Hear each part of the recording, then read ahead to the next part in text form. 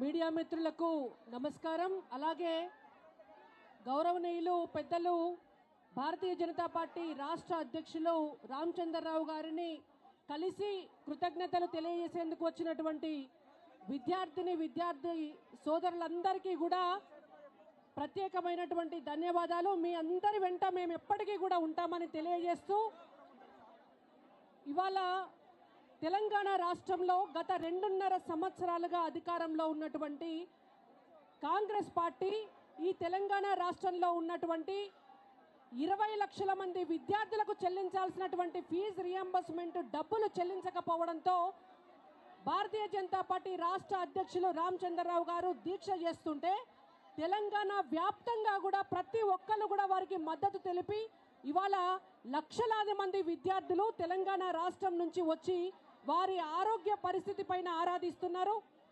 వారు విద్యార్థులకు అండదండగా నిలబడడంతో వారు బాగుండాలని కోరుకుంటున్నారు. కానీ తెలంగాణ రాష్ట్రంలో అధికారంలో ఉన్నటువంటి కాంగ్రెస్ పార్టీ మాత్రం ఇప్పటి వరకు చీమ కూడా గుట్టినట్టుగా బిహేవ్ చేస్తలేరు. వారి నుంచి ఒక్క స్పందన కూడా లేదు.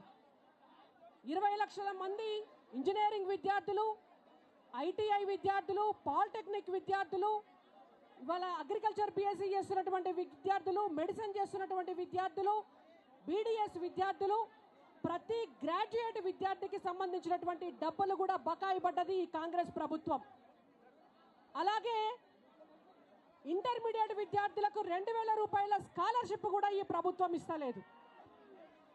దాంతోపాటు మెగా డిఎస్సీ ఇస్తామని చెప్పి ఈ రోజు వరకు కూడా ఇవ్వనటువంటి ప్రభుత్వం యూనివర్సిటీలలో ఉన్నటువంటి పెండింగ్ పోస్టులన్నీ కూడా అట్లనే ఉంచి విద్యా విధానాన్ని మొత్తం సర్వనాశనం చేసి నేను అమెరికాకు పోయి లండన్కు పోయి కొత్త విద్యా విధానం తీసుకొని వస్తానంటే నన్ను భారతీయ జనతా పార్టీ కేంద్ర ప్రభుత్వం బోనిస్తలేదని ఏట్ల రాయి తీయలేనోడు, కూట్ల రాయి తీయలేనోడు ఏట్ల రాయి తీస్తానని చెప్తున్నటువంటి రేవంత్ రెడ్డి గారికి బుద్ధి చెప్పాలనేటువంటి ఉద్దేశంతో ఇవాళ రామచంద్రరావు గారు దీక్ష చేస్తున్నారు.